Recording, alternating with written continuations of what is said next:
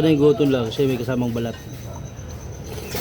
At dito guys, bumalik na po tayo doon sa may Barangay Concho at napakainit pa po ang kanilang bulalo at syempre gutong Batangas guys. At dito guys, alam niyo naman, mag-serve si Kuya dapat dahil ang kanilang baka guys ay napaka-presko, bagong katepin. At may kasabay na rin po tayo dito na kumain ngayon. Syempre Guys, dito tayo ngayon sa may guto ng Tracy Martires no, Barangay Concho. So tikman natin yan yung guto nila. So ito na guys, yung guto nila, no? Higop tayo sa sabaw ngayon. Kalamansi. Right? Guto nila.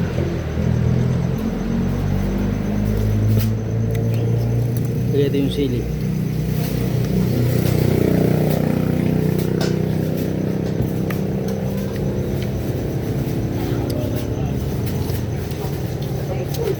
Pangano? Maganda yung gutom lang kasi may kasamang balat.